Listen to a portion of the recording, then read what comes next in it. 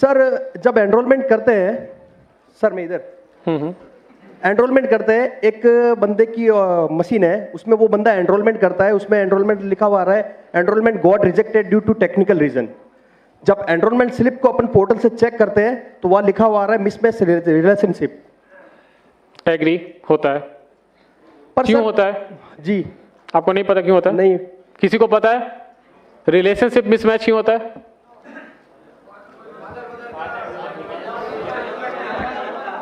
बता दिया आंसर। नहीं सर, उस बंदे का पर्टिकुलरली 16 स्लिप सेम कंडीशन में रिजेक्ट हुआ है और आज तक 16 एनरोलमेंट ही किए उसने, सारे रिजेक्ट हो रहे हैं। वो एचओए बेस्ड एनरोलमेंट है? नहीं, मोबाइल नंबर अपडेट हो रहा है सर। मोबाइल नंबर अपडेट है? Only mobile number update sir. एक मिनट मेंटेन साइलेंस।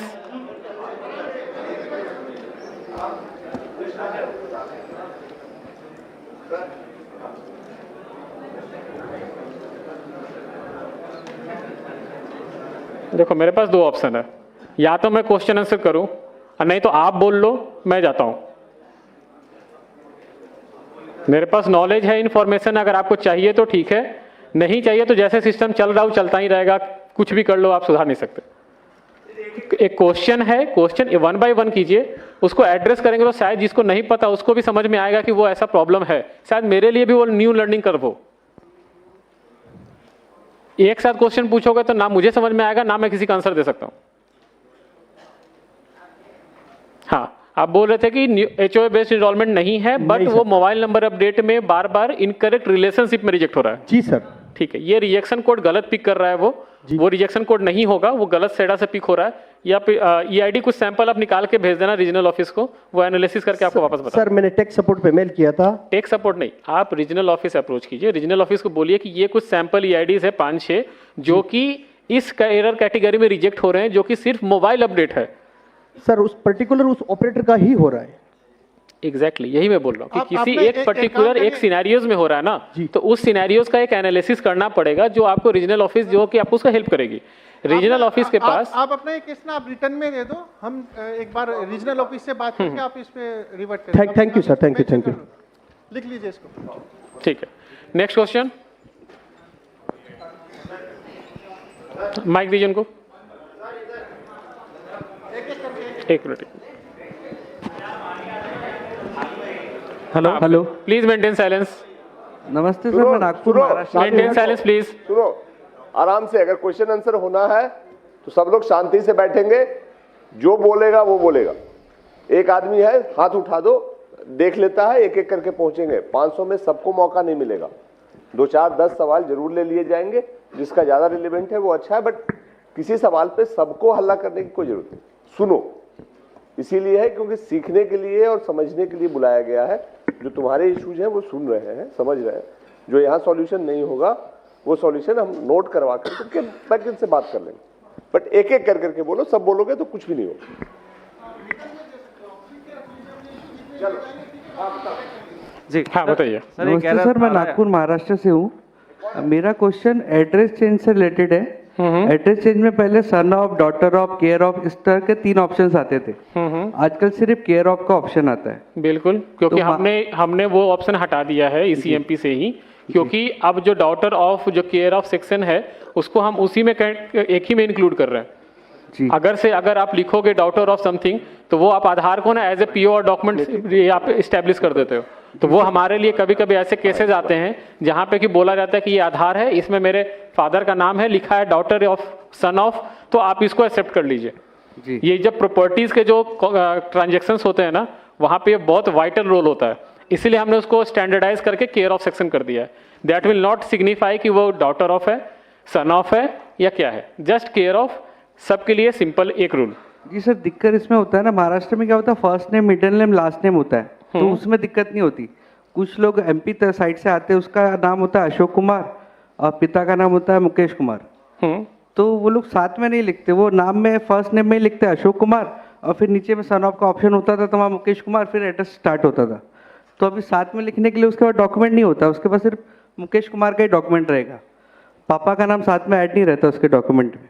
नहीं नहीं, तो आप केयर ऑफ सेक्शन में ही उसको डाल दीजिए ना, मेरे पास तो रेस्पेक्टिव डॉक्यूमेंट आ गया ना उसका। जी जी। उनको क्यों चाहिए कि वो सन ऑफ ही लिखवाएं अपने आधार पे?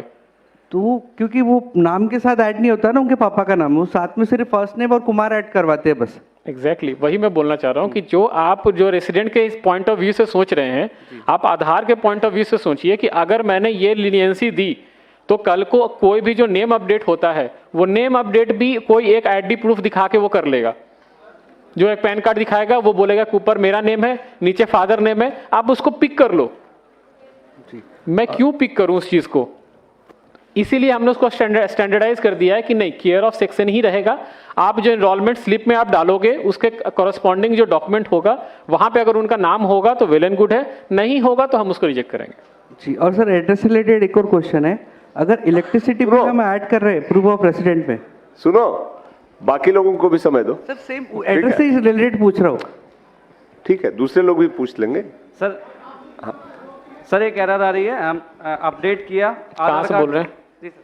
हाँ सर आधार कार्ड अपडेट किया, 4 दिन बाद साइट पे स्टेटस चेक किया, आधार इज सक्सेसफुली अपडेटेड जनरेटेड, लेकिन डेटा उसका डाउनलोड कर रहे हैं तो पुराना ही डेटा उसका शो कर रहा है। बिल्कुल हो सकता है।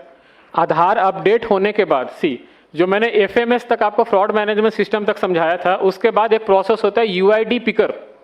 यूआईडी पिकर में क्या होता है कि अगर न्यू इनरोलमेंट है तो एक 12 नंबर का रैंडम जो डिजिट है वो पिक करके उसके साथ एसोसिएट होगा, या फिर अगर अपडेट है तो उस नंबर के साथ उसको लिंक करके आधार जनरेट किया जाता है, जो कि बाद में XML फाइल जनरेट होता है। आधार आपका अपडेट हो गया है, लेकिन जब तक XML फाइल जनरेट नहीं होगा तब तक आप उसको डाउनलोड नहीं कर सकते।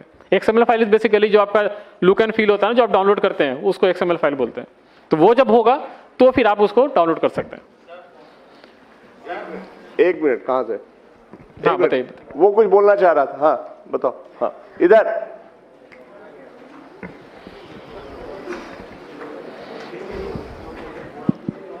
जी सर, थैंक यू। हाँ सर बताइए। मैं ये बोलना चाह रहा था कि जैसे इन्होंने बोला कि महाराष्ट्र में वो सरनेम की प्रॉब्लम आ रही है उनको, सरनेम, यही प्रॉब्लम हमारे साथ भी आई है कि जो बाय डिफॉल्ट हमारे उसमें क्लाइंट में है उसमें सिर्फ केयर ऑफ आता है, उसमें हम कुछ नहीं टाइप कर सकते, सन ऑफ वगैरह। जैसे हम उसमें स्लैश टाइप करते हैं उसको नहीं लेता है वो, लेकिन यही अगर हम ऑनलाइन करता है कोई तो उसमें वो ले लेता है। लोग हमारे पास आते हैं कि हमने उनको रिफ्यूज़ किया, हमने उनको बेवकूफ़ बनाया, लेकिन उन्होंने खुद किया या किसी और से ऑनलाइन करवाया उन्होंने, तो वो उनका बन के भी आ गया। ठीक है, वैलिड पॉइंट, नोटेड। हम देखेंगे इस पे, वैलिड पॉइंट है। हमारे टीम से कोई इस पॉइंट को नोट कर लीजिएगा कि ECMP क्लाइंट में ऑप्शन नहीं आ रहा है, SSUP में ही ऑप्शन है।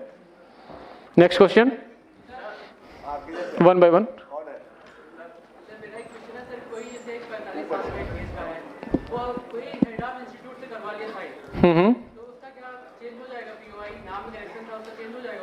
नहीं क्यों होगा चेंज? यार सुनो सुनो सुनो सुनो सुनो, पहली बात, ये आर्गुमेंट और डिबेट की जगह नहीं है।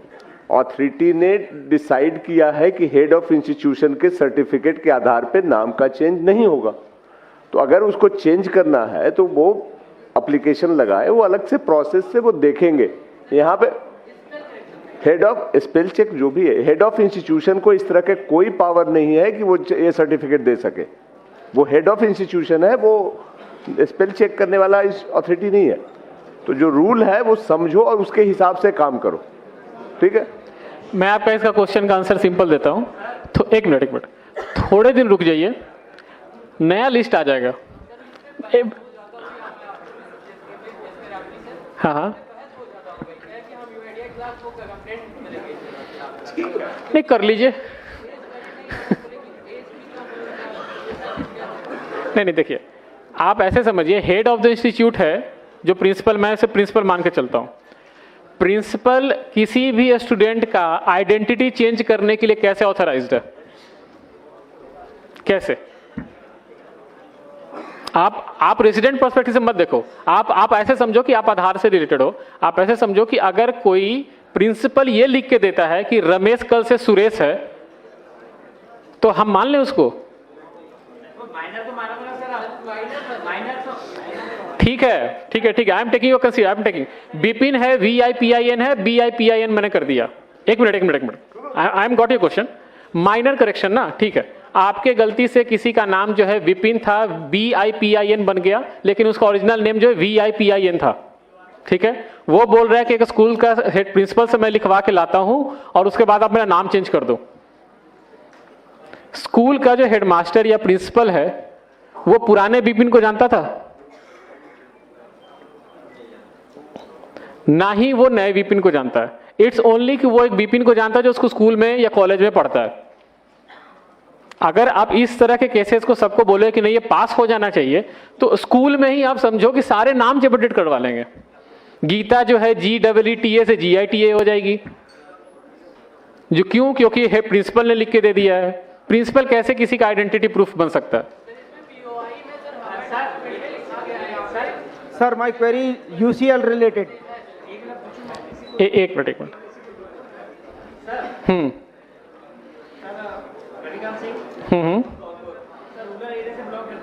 हाँ बताइए। ठीक है। ऐसे पर उसके आधार में रिकॉर्ड है PRABIN। ठीक है सर, और डेट ऑफ बर्थ भी उसकी जो भी है एज पर स्कूल रिकॉर्ड है उसका नाम है PRAGWN। ठीक है। ठीक है सर। अब ये बताओ उसको किसके बिहाफ पे हम चेंज कर सकते हैं सर? तो आपने पहले वो नाम पे क्यों आधार बनवाया? क्या सर? आपने पहले उस नाम पे आधार क्यों बनवाया? बच्चे वही तो कह रहे सर, आधार पैन नहीं, सिंपल सॉल्यूशन है। आप RGI जाइए, बर्थ सर्टिफिकेट अपडेट करवाइए, इजी प्रोसेस है। बर्थ सर्टिफिकेट अपडेट करवाइए, हमें भी दे दीजिए, हम बर्थ सर्टिफिकेट बेसिस पे आपको तुरंत अपडेट कर देंगे। RGI जो ये गवर्नमेंट बॉडीज होती है, they are authorised to act as a POI। Principal headmaster नहीं ऑथराइज्ड हैं POI को प्रूफ करने के लिए। यार सुनो सुनो,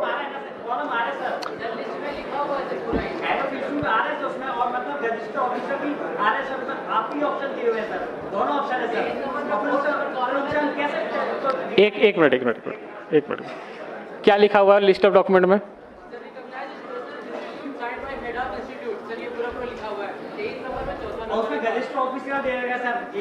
हमने, हाँ ठीक है। अब आप बोल रहे हो प्रिंसिपल का, मुझे पता कैसे चलेगा कोई प्रिंसिपल ग्रुप A ऑफिसर है? ग्रुप A ऑफिसर है, मुझे कैसे पता चलेगा? लेक्चरर क्या होता है सर? लेक्चरर तो गेजिस्ट ऑफिसर नहीं होता। आपके गांव में होता होगा, आप ऐसे समझो, आपको मैं बता रहा हूं। IIT जानते हो ना आप लोग? IIT का जो प्रोफेसर होता है ना, वो ग्रुप A ऑफिसर नहीं होता। आप देखो, आप रेसिडेंट पर्सपेक्टिव से जो क्वेश्चन पूछ रहे हो ना, आप मेरे पर्सपेक्टिव से देखो कि अगर मेरे पास ना ऐसे करोड़ों सिनेरियोज होते हैं, अगर मैं ऐसे सिनेरियोज पिक करके मैं पैकेट पास करूं ना, तो ऐसे n नंबर ऑफ केसेस और बनेंगे। हमको डिक्लाइन करने का एक प्रॉपर रीजन तो दीजिए कि हम ये बोल सके इस वजह से हम नहीं बना रहे हैं। आप रेगुलर POI डॉक्यूमेंट लेके नहीं सी आप देखिए, न्यू इनरोलमेंट जो है, आप सुनो, मेरा नाम XYZ था, ठीक है। XYZ मेरा नाम आधार में बन गया, ठीक है। XYZ आधार में नाम बन गया, अब मुझे उसको XYA करवाना है, ठीक है। आप कोई भी रेगुलर POI डॉक्यूमेंट ले आइए, हम उसे अपडेट कर देंगे, लेकिन ऐसे डॉक्यूमेंट लेके मत आइए जो कि किसी का डिक्लेयर्ड होगा। अब एक सवाल इधर से ले रहे हैं। एक minute sir my query UCL maintain silence first. हाँ सर बताइए। Sir maximum time of update 3 महीने 4 महीने तक होल्ड में रहता है और उसके बाद में अंडर प्रोसेस ही लिखा हुआ आता है, भले ही हमने केवल मोबाइल नंबर अपडेट किया हो। एग्री होता है। तो कोई सॉल्यूशन इसके लिए देखिए, ये जो है ये कोई इंटेंशनल प्रॉब्लम नहीं है। ये क्या होता है ना कि जब आप कोई भी आधार को अपडेट करते हैं, आप वहां पे बताते हैं कि मोबाइल नंबर अपडेट है, लेकिन जो प्रोसेस है पूरा अपडेट होने का, वो प्रोसेस तो वो ट्रैवल करेगा। उसके बीच में कहीं पे भी उस पैकेट का स्ट्रक्चर खराब हो गया ड्यू टू टेक्निकल रीजंस, मतलब टेक सेंटर में कुछ हुआ, हमने ECMP क्लाइंट वर्जन अपडेट कर दिया, या फिर कुछ अपडेट आ गए, इसकी वजह से क्या होता है कि उसका रैंडम में बीच रास्ते में उसका पैकेट का स्ट्रक्चर खराब हो जाता है। वो उसको बार रिकॉल करता रहेगा कि पुराने वाले आइडेंटिटी पे, कभी कभी पास कर जाता है, कभी कभी वो अंडर प्रोसेस अटक जाता है। कभी कभी ये भी होता है कि आप ECMP से डालिए, वो अंडर प्रोसेस है, SSUP से डालिए, वो पास पहले निकल जाता है। कई बार कस्टमर के पास में रिजेक्ट का मैसेज आता है और जब डाउनलोड करते हैं तो सही से डाउनलोड हो जाता है। हाँ बिल्कुल, वो देखिए, हमने क्या बोला कि हमारा जो सेडा सिस्टम है, सेडा सिस्टम पे हमने अपडेट कर दिया, जो पोर्टल है या रेसिडेंट को जो मैसेज जा रहा वहां अपडेट नहीं हुआ, लेकिन जो उसका XML फाइल है वो जनरेट हो गया। उस केस में उसका आधार अपडेट हो चुका है, वो डाउनलोड कर सकते हैं, लेकिन जो पोर्टल जो आप बात कर रहे हो अंडर प्रोसेस है वो वहां पे अपडेट नहीं हुआ है। सर एक चीज ये वाइस वर्सा भी हो सकता है। ECMP में पैकेट को चेक किया जा सकता है, जबकि UCL में हम चाहते हैं कि लास्ट में सबमिट करने से पहले एक बार हम पूरा व्यू करके देख लें कि हमने डाटा सही से अपडेट सही से डाटा डाला नहीं डाला। सबमिट से पहले एक व्यू का ऑप्शन हो, रिव्यू का, तो उसमें सारी चीजें एक साथ दिख जाए, उसके बाद सबमिट हो। Valid point. टीम प्लीज इस पॉइंट को भी लिख लीजिए कि UCL में अगर UCL में जैसे ECMP में दिखता है वैसे UCL में भी ऑप्शन होना चाहिए समराइज सबमिट करने से पहले कि एक बार ऑपरेटर जो है चेक कर सके कि इस इंफॉर्मेशन को डाला वो सही है या नहीं। वैलिड पॉइंट है, टीम इस पर नोट कर लीजिए। Thank you. एक सर लैंग्वेज चेंज का ऑप्शन नहीं होता यदि किसी UCL में, यदि हमें किसी महाराष्ट्र वाले का डाटा अपडेट करना है, एड्रेस अपडेट करना है, उसके बाद में वैलिड डॉक्यूमेंट भी है, लेकिन हम उसे हिंदी लैंग्वेज में कन्वर्ट नहीं कर सकते, और महाराष्ट्रियन हमको आती नहीं है, कन्नड़ हमको आती नहीं है, केवल हम इंग्लिश में उसका डाटा अपडेट कर सकते हैं, लेकिन हिंदी में उसमें लोकल लैंग्वेज में क्या आ रहा है ये हम नहीं जानते।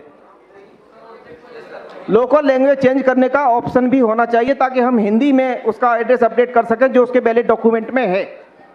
ठीक है, आपका क्वेश्चन का आंसर देंगे तिवारी जी, एक बार जाकर उनको आंसर दीजिए। नेक्स्ट क्वेश्चन पूछिए, आप जाकर उनको इन पर्सन आंसर दीजिए। UCL क्लाइंट जो होता है ऑनलाइन चलता है और जो ECMP क्लाइंट होता है वो ऑफलाइन होता है। हम डेटा जो अपलोड करते हैं वो ऑनलाइन करते हैं, बट जो इनरोलमेंट न्यू या अपडेट करते हैं ऑफलाइन करते हैं ECMP क्लाइंट से। तो जो हमारा पहले आधार बन चुका है जिस लैंग्वेज में, उस लैंग्वेज को रेसिडेंट जब अपना थंब लगाता है तो डेटा फैच करके सिस्टम पर दिखाता है और उसी डेटा पे हम जो है अपना अपडेट करते हैं।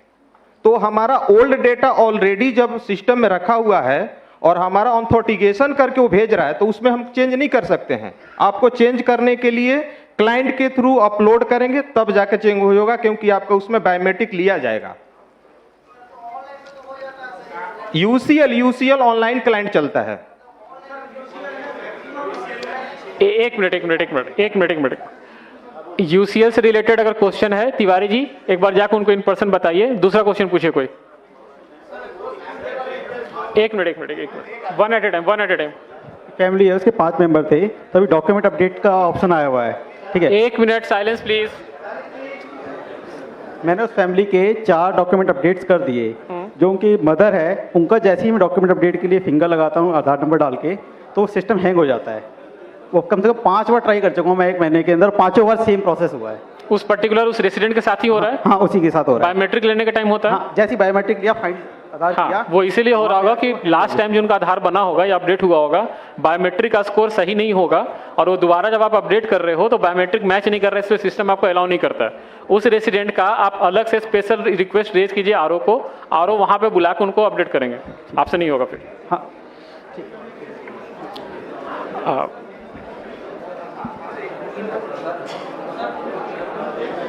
सर जैसे नेम की, डेट ऑफ बर्थ और जेंडर की लिमिट है, तो बायोमेट्रिक की लिमिट तो नहीं है? बायोमेट्रिक अपडेट करने की नहीं, यस, कोई लिमिट नहीं है। हाँ, जितनी बार आप चाहे करवा सकते हैं। Thank you. चलिए